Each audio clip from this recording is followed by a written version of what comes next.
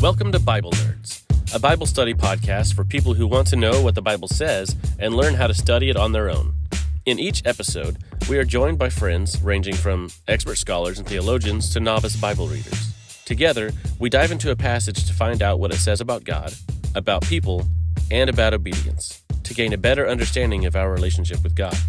I'm Sam Davis, a missionary with Bridges International in San Diego, California. Hi, I'm Dan Davis, the editor and producer of Bible Nerds and Sam's twin brother.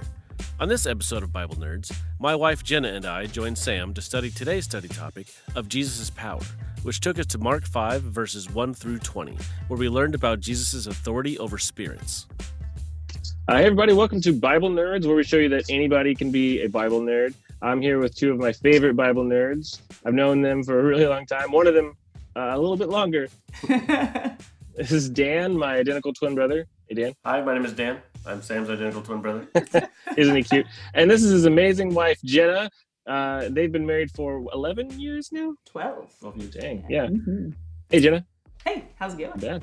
So Jenna is awesome. She's a really amazing person, and she is a Tae Kwon Do instructor, and she is a world champion in Tae Kwon Do as well. Do you want to tell us a little bit about that?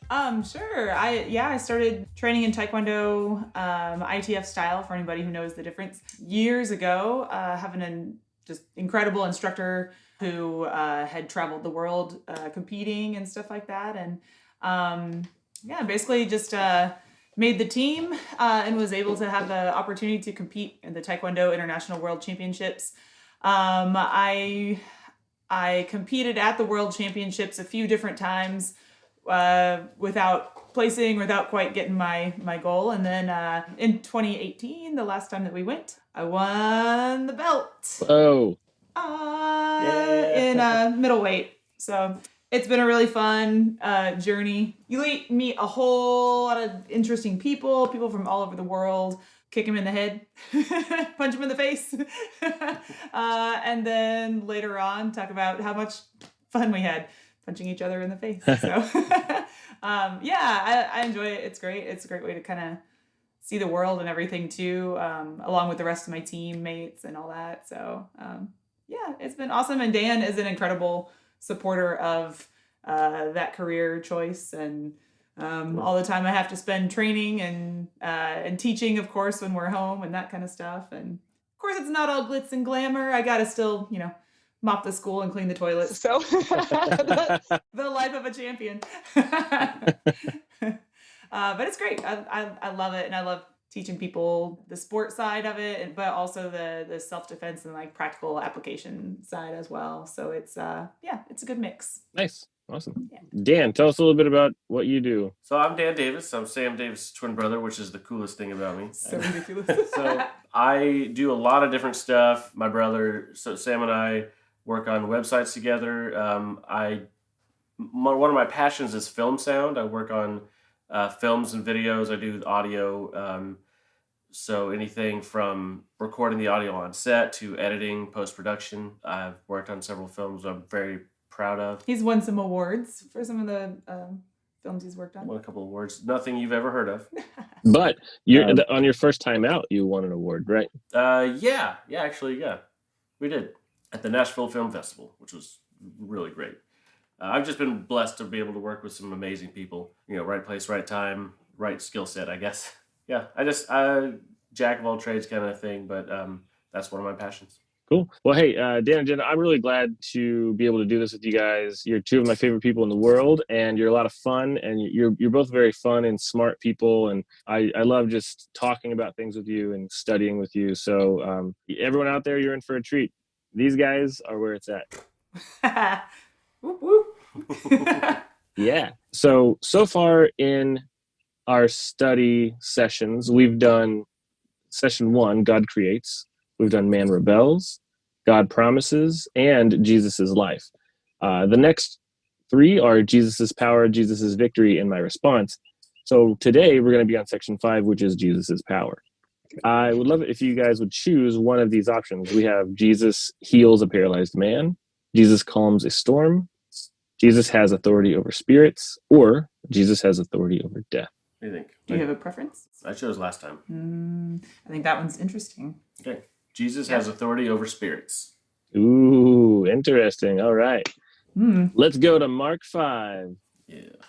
All right, and we are studying Mark 5, verses 1 through 20. And this is a topic of Jesus having authority over spirits, talking about Jesus's power. Now, we can use any translation. So far in these, I've used the NIV twice. I've used, I think, the ESV and the NASB, the New American Standard Bible. I would love to do a fresh one, a different one. Whatever you guys would want to do. Well, there's one called the International Reader's Version. The New International Reader's Version. That, honestly, I don't know if you know, that is an amazing choice. Oh. Because that's actually what we use with international students, because it's such a clear translation. Oh, let's do it. Good pick. Well, we're getting off to a good start. Yeah. Which one of you would like to just read all the way through? We can just go Mark 5 all the way 1 through 20. I'll go ahead and do it. Cool. All right. They went across the Sea of Galilee to the area of the Gerasenes. Jesus got out of the boat. A man controlled by an evil spirit came from the tombs to meet him.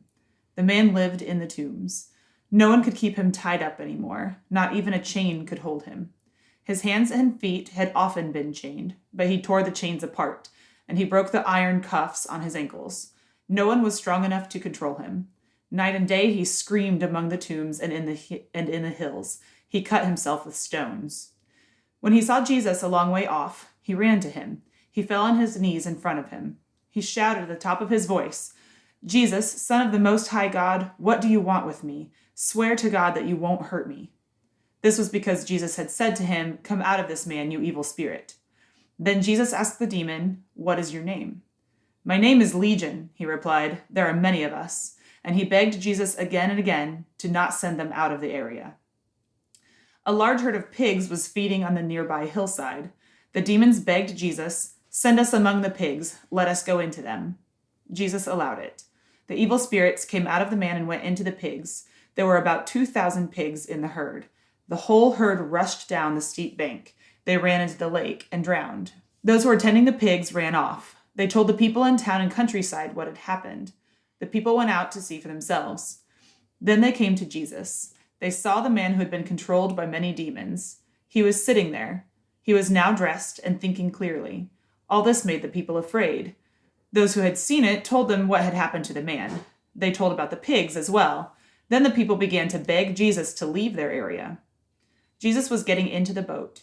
The man who had been controlled by demons begged to go with him. Jesus did not let him. He said, "Go home to your own people. Tell them how much the Lord has done for you. Tell them how kind he has been to you." So the man went away. In the area known as the 10 Cities, he began to tell how much Jesus had done for him, and all the people were amazed. Yeah, thanks, Jenna. Awesome. So let's look at words that might be difficult to understand. I love the New International Reader's Version. Dan, thank you for choosing this one. And I love it because they really take out a lot of those big words, and they'll break it down into a few words, just sort of explain it and just make it really easy to read. So this will be a little easier for us. But if we're thinking about international students, what words might come up that would be difficult to understand? I think even spirit could be, just because there's so many different ways to translate that word. Right. Some people might picture boo, a ghost. And, other people are envisioning like spirit as in a soul. So that could be something that might stop people. Oh, for sure. Yeah. And then connected with that, the word demon, like in verse 9. Mm-hmm. Yeah. So how would you explain the spirit concept to someone?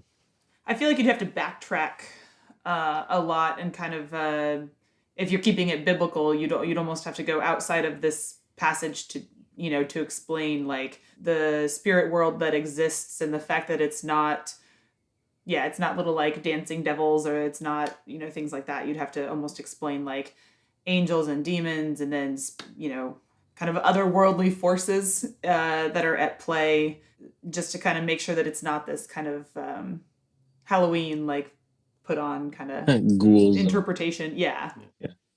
Yeah, I agree. And I think it's also important to note that it says evil spirit, because God is spirit. The Bible also says that we are to worship him in spirit and in truth. So it is important also to note. And you said something like that earlier. You said, there are angels and demons, and that's something to talk about. I think that's really good. Yeah, I would probably say something like, God is a spirit, angels and demons, these are spirits. So this is talking about some spirit that is evil, some sort of creature that God has created that is angelic in a way, but not good. Yeah. I can't really see any other words that would be confusing, personally, because you're right. This version just does a really good job of breaking it down. There is one that I think might need to be broken down, and that's the word legion. My name is Legion. Yeah. The demon says, and I would just say that's in this respect, it's saying the demon is saying there's not just one demon in here. There's a bunch of demons in here. That's as simple as it needs to be, I think. Well, hey, great. We have figured out some tough words or confusing words. If you come across any others as we read, let's go ahead and shout them out. So, Dan, how would you retell this passage in your own words? So there was a man possessed with evil spirits. Jesus approached the area. Well, the evil spirits and the possessed man immediately recognized Jesus as who he was, the Son of the Most High God. And when they did, they shouted at him and begged him not to send them out, even though he demanded that they come out. And they begged him not to leave. So then they asked if they could go into a herd of pigs, and Jesus allowed it. As soon as that happened, those pigs ran into the lake and drowned, and the people who were tending the pigs, for obvious reasons, ran off, because that would just be a disturbing sight. And then they ran off and told the people in town and the countryside what happened, and then a bunch of people came back to where the event occurred, where they found the man who had been possessed and he had been hurting himself and screaming and stuff and just acting like a crazy person. Well, he was just sitting there or standing there, I don't know, dressed and actually thinking clearly. And that, I don't know why that made the people afraid. I guess afraid of the power that this other man, Jesus, had over that situation. I don't know. So they're afraid of Jesus because of his power, I guess, and they begged him to leave the area. The man that had been possessed asked to go with him, and Jesus said, "No, go back to your own people and tell them what happened here." Does that sum it up? I know it's probably not as short as you'd like. No, that's great. Yeah, good summary. Great. Well, Dan, thank you for that retelling. Jenna, thanks for reading that. Okay, now let's figure out what this says, what this passage says. So we're going to talk about what it says about God, what it says about people, and what obedience looks like from this passage.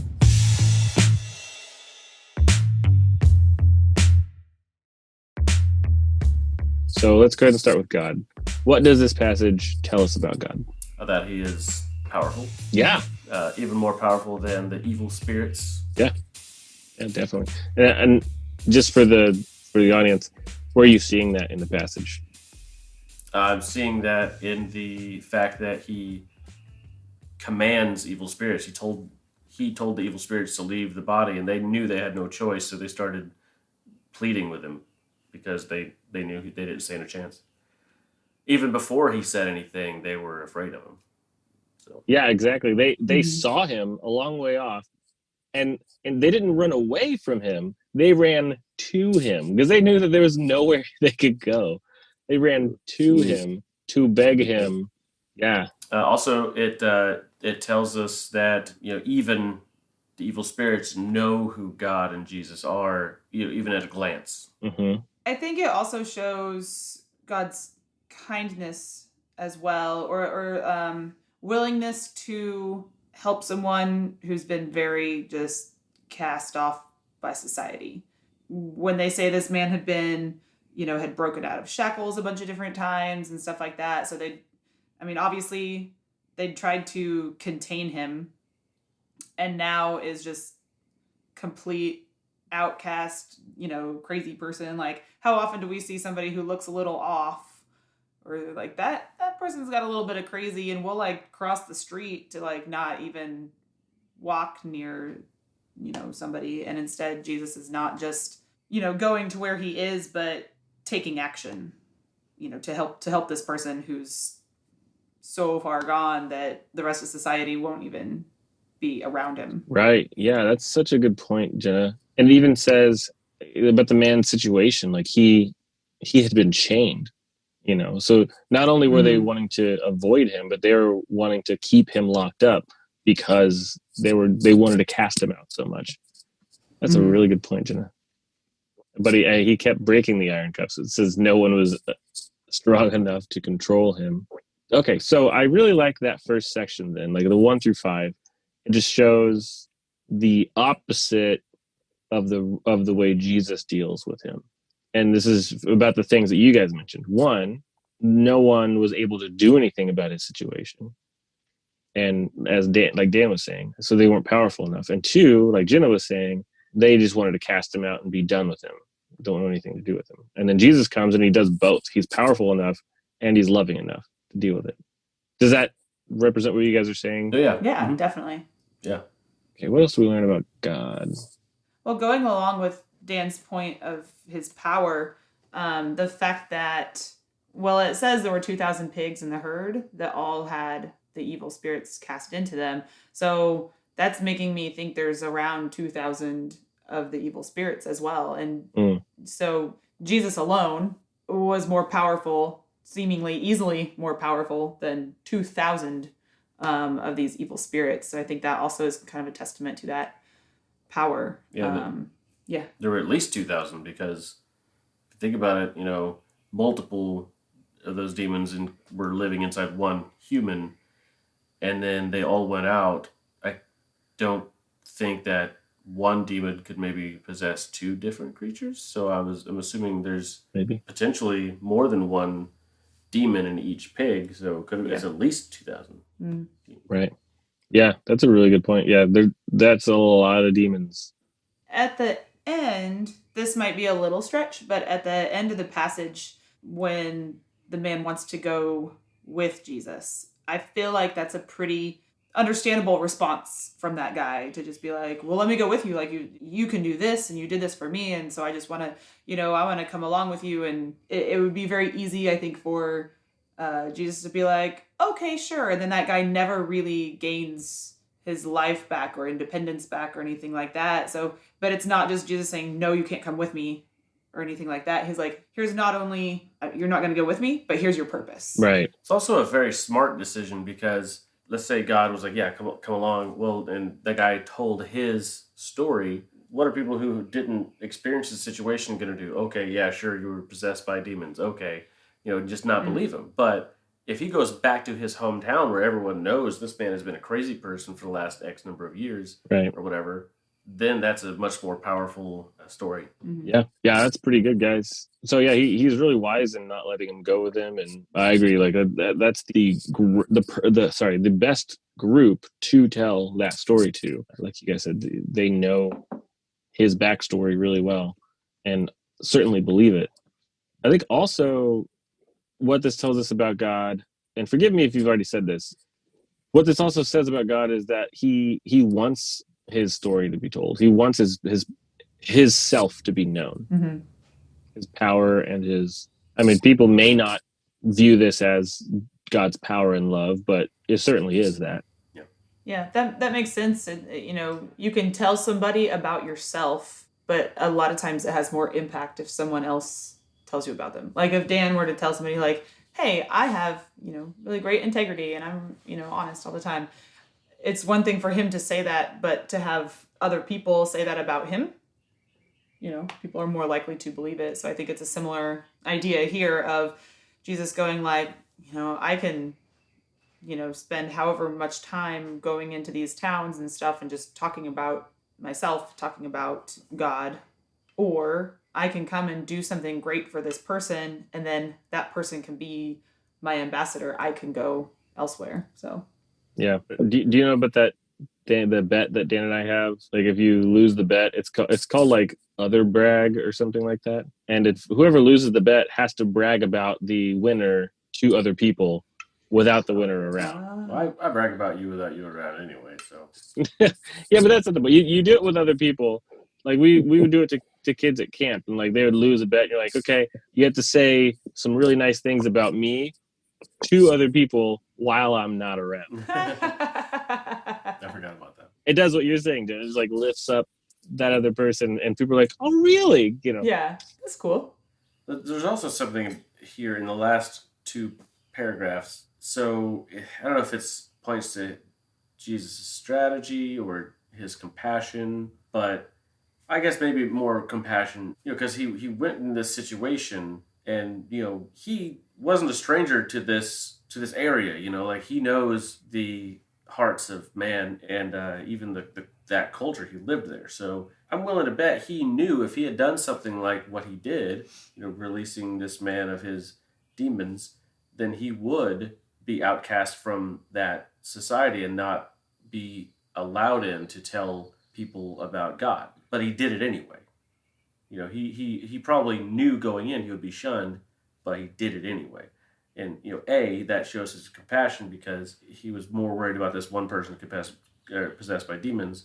Two, it kind of shows the strategy behind the intelligence and the logic of, yeah, I might get shunned, but I'm going to send this other person that I'm relieving of his demons into that same society that I'll be shunned from, who will be an amazing prophet for me. Mm-hmm.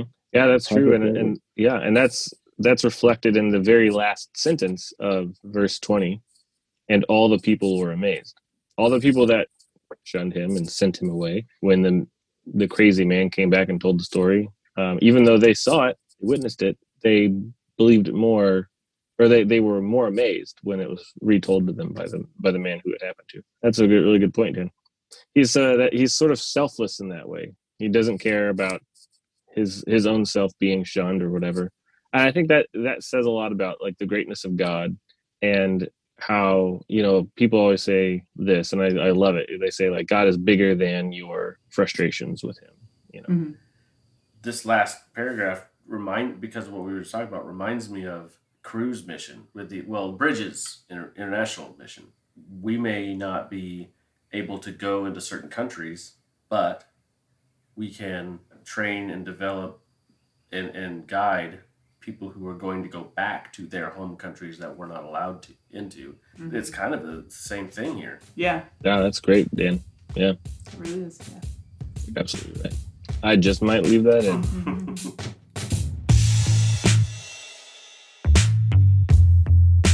Well, hey, great. We've seen a lot of really cool things about God from this passage by the things that Jesus did. So let's talk about what the passage says about people. What can we learn about people from this passage? So just to kick us off, I think it says that people can be under the authority of evil spirits.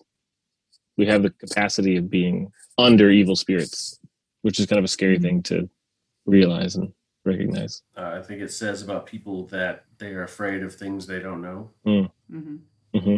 Yeah, definitely a lot of fear throughout this entire story, like for a lot of different areas, like some that are a little bit founded, like if someone was running around screaming and breaking out of chains and, that kind of thing, it's probably someone I would also be afraid of. But then on the opposite, when that person is helped, then now they're afraid of the person that helped them. Like, so yeah, I think a lot of times people just gravitate towards fear of what's unknown to them. Yeah, you're right. This guy seemed like a really scary dude, Yeah. Yeah.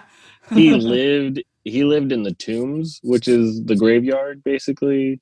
And he cut himself with stones. So can you imagine what he was willing to do to other people and probably did to other people? Yes. I think I would probably, to be totally honest, I would probably be that scared of this person too, because like these people obviously didn't have the power to cast out this demon, and so what are you going to do? He's causing a ruckus, he's cutting people or whatever.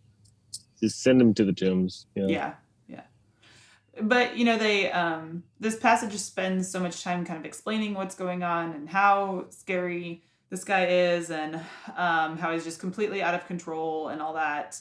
And then at the end, like, complete reversal. And I think that's something that is a lot of times, like, it's hard for us to remember that people can change and experience that type of reversal, for lack of a better term. But in their lives, I think it's easy to be really skeptical of somebody who's undergone a life change. And well, I guess it kind of gets into the power of Jesus. So kind of going back to the question you asked before, but I think also, like, just the capability of people to change. Yeah. And change by the power of Jesus. Right. Yes. Yeah.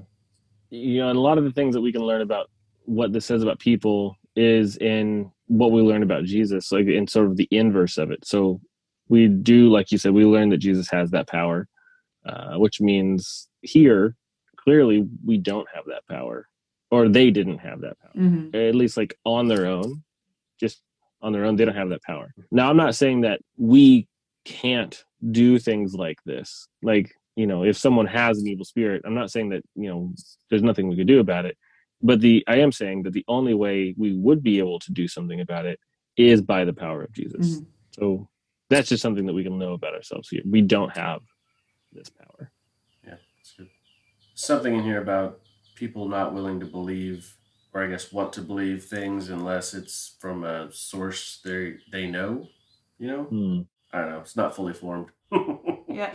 No, I'm with you, because I was trying to find something along those lines too, because it's, first the people who'd been taking care of the pigs went and told people, like, oh my gosh, like this just happened.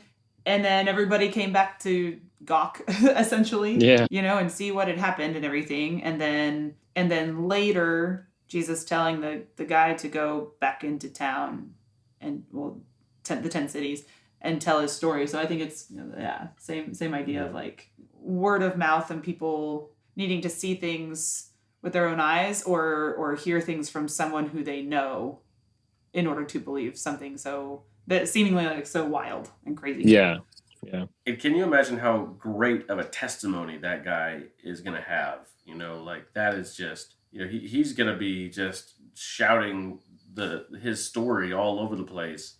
It had to have been just an amazing sight to behold, to see this guy so passionate about something, and that's just amazing for God, to have someone that fervent with that wonderful of a testimony. Oh yeah, definitely. So you're saying that's a thing that we can know about people. Like, what is that thing? Yeah, I don't know. Well, maybe it's that we have that. That's part of our relationship with Jesus. Being able to tell that story. If this guy has the story, Jesus obviously wants him. He told him to stay and to tell that story. And so that's something that we can know about people, is that we, Jesus is amazing. And we have the ability to share that relationship with other people. I think that's really cool, because we don't have to have had 2,000 plus demons in us, to be able to tell people about how awesome Jesus is and how he's changed our lives. But I couldn't wait.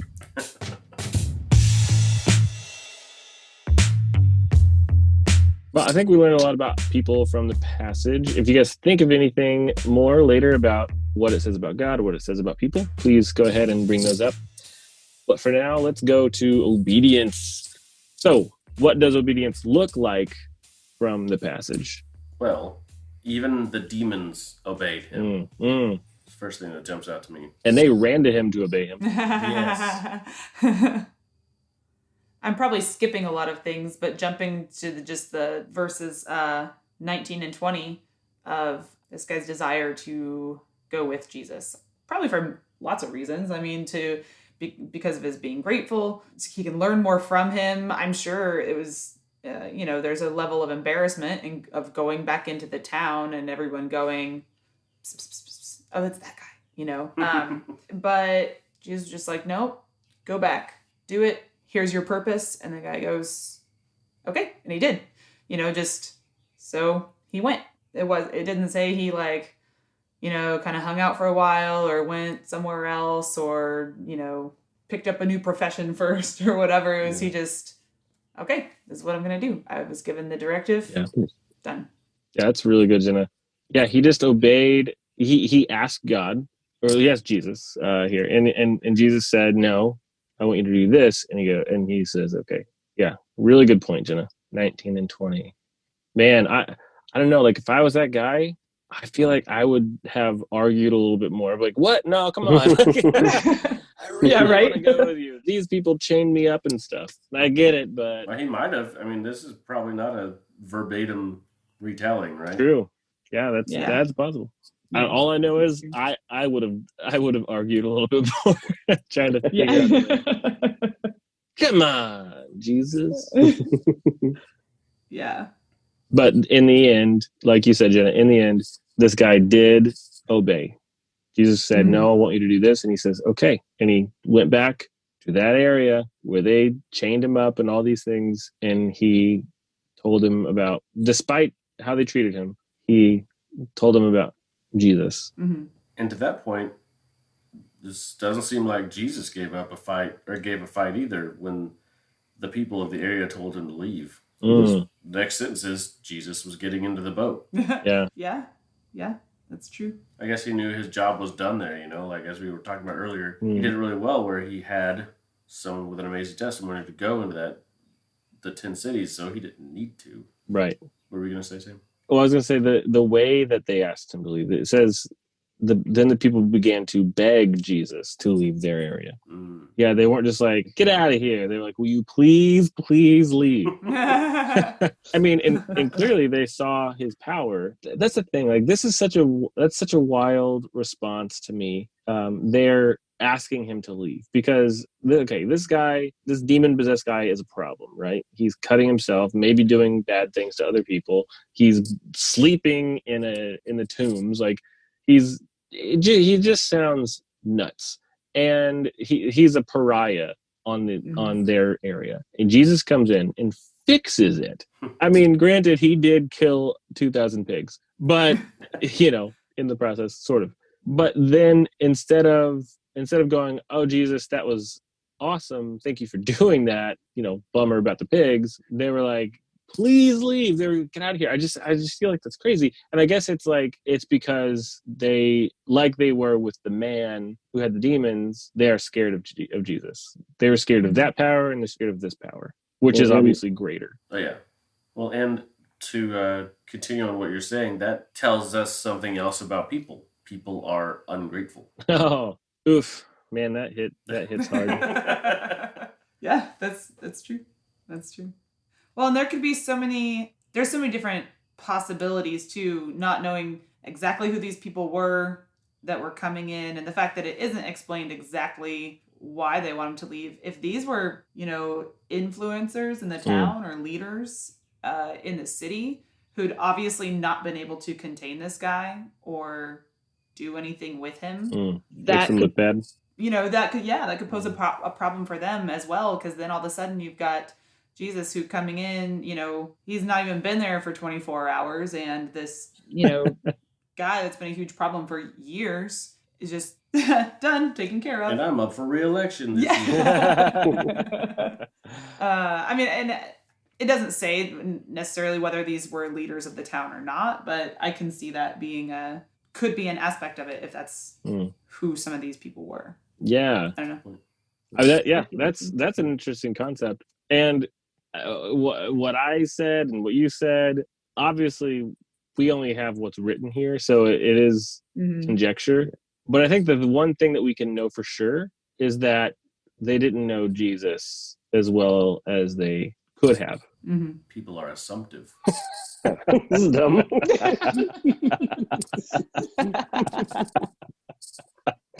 Consumptive. Presumptive. That's better. But Jenna, on your thing, for some reason I was imagining like a bunch of plumbers who've been trying to fix this sink for like 3 hours, and they keep like pushing each other out of the way. Let me try. And this new guy walks in. He's wearing like a leather jacket, and he grabs a wrench, throws it up in the air, catches it, twists one thing, turns it on, and walks away and tosses the wrench. And they're like, "Get out of here!"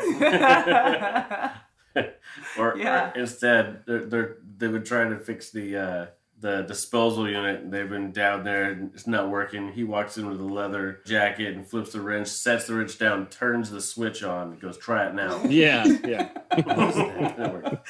That happens to be. That kind of stuff happens to me all the time with Dan. I'll be doing something or trying to do something, and I'll have like worked on it for like ever, and I'm so mad. And Dan's like, "Can I see it?" Okay, yeah. And he'll go, "Boop," and then it works. Magic touch. Well, it looks like we've learned a lot about obedience from this passage, as well as what it says about God and what it says about people. Are there any last notes on obedience that we wanted to mention before we move on? I didn't have anything more. How would you sum up what this passage says about obedience? Like if someone asked you, what's the lesson in obedience from Mark 5? You could say... I think the biggest takeaway for me from Mark 5 is even the demons ran to Jesus to obey him. Mm-hmm. So we definitely should. Mm-hmm. That's good. I like it. Collaboration of thoughts from before. Yeah. I think another way to sum up is that obedience might not always look like what you thought it was going to. I think the guy that had the demons cast out of him, he wanted to go with Jesus. He's obviously willing to be obedient, be under his, under his tutelage or under his power or control or whatever. But that's not what Jesus had for him. So, right. He was obviously willing to be obedient, but he thought it was going to be by following him and going with him, not by leaving him and going, somewhere else alone. Mm-hmm. So I think sometimes your obedience might come at you in a different way than you expect. Yeah, that's really good. You guys have knocked it out of the park. Like Dan got the first half, Jenna got the second half. You get the third half. So the only thing that I think might be missing here is obedience also looks like knowing Jesus, knowing him well. So, the reason that the demons ran to him, they knew him. They knew who he was. They knew what power he had. And the reason that the people begged him to leave is because they didn't know him. They saw his power, but they didn't know his heart. So I think we can obey well and do like you guys said, run to him for obedience, and do like Jenna said, obey him when he tells us to do a thing that may not be the thing that we originally wanted to do. We can do that really well the more we know Jesus. The more we know Jesus, the easier it is to do that, because we understand that not only is he powerful, but he's loving. Mm-hmm. Just tie it all up in a bow. Guess some good nut shelling you just did. Nice.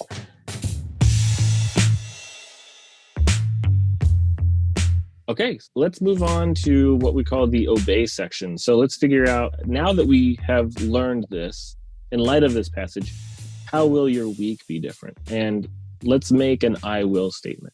So take a minute to think how you can sum this up, hopefully in one sentence. I will blank. And it could be something as simple as, I will make this my prayer this week. Okay, I got one. I think it's loosely formed. I will make it my prayer that I can recognize what God's goal for me is and try to do that as opposed to my own personal goal. So I can try to obey him instead of try to do what I want to do. Yeah. I guess mine is kind of similar. So I will identify areas in my life where, I may think I'm being obedient, but there's really something better that God has in store, but I haven't spent time really earnestly seeking whether what I'm doing is my form of obedience or his best plan for me and for him. Yeah, exactly. That's what it boils down to. And that's the hard part of that, I think, is because we're just inherently selfish, like putting his plan above our own plans is obviously the right thing to do. And it's so hard to do it. Mm-hmm. I think for me, my I will statement, and this stems from something that Gloria's my wife, for those of you who don't know. my beautiful wife, Gloria, mentioned that we should do is that when we do things like doing dishes, instead of like watching Netflix to pass the time doing the dishes, which is what I always do because it just makes dishes go by really quickly. Instead of doing that, maybe we can spend that time in prayer. And I haven't been doing that, but that's going to be my goal, because here, as we said, the more we know Jesus and the more we know his voice and who he is, the better we are and the more easily we can obey. So that my I will statement is I will spend time listening to and praying to God when I do the dishes. Very practical. That's good though. You need specific goals. So that's our I will statements. The other thing is, this week, who can you tell about what you've learned? Well, we're still on lockdown at home, but I think we both make a few calls a week to friends and family members and stuff like that. So we could probably choose, one of the people who we're gonna, or more than one of the people that we're gonna, call and connect with this week anyway. And yeah, it'd be easy to even start out just by telling them about the podcast, and then that segues into, what we studied and our takeaways and that kind of stuff. Yeah, that's cool. Yeah. Okay, guys, thank you for studying with me. This has been really good. We've learned a lot about God, people, and obedience, and yeah. So when we have our I will statements, so I really hope that goes well for you. Would either of you want to close us out by a quick prayer? You were good. Sure. I did it last time. Okay. I'll do it. Okay. God, we thank you so much for letting us come together today to study your word. Just pray that we can take what we've learned from this passage, specifically about obedience, that we'll be able to just have it in our minds this whole week, find ways to obey you with our time, with our resources, in our relationships. Help us really take a discerning look at how we're living and what we're doing, and just make sure that we're doing everything according to your will, and for your glory and purpose rather than our own. But yeah, thank you for Sam for putting together these studies and these podcasts, and we just pray that hopefully this time will bless someone else, and encourage other people to get into the word and really delve into everything that it has to say. Just thank you for this time together, and it's in your name we pray. Amen. Amen. Awesome. Thank you guys so much for nerding out with me. I love you both. So this has been Dan and Jenna and Sam, and I'll see you guys next time. Thanks. Bye. Bye. We like to think of a nerd as someone who wants to know as much as they can about a subject or topic. Our goal at Bible Nerds is to show you that anyone can be a Bible nerd. We want to know, what does your obedience look like? What is your I will statement? Let us know in the comments below. If you have a prayer request or any questions, email us at wearebiblenerds@gmail.com. Don't forget to like, share, and subscribe.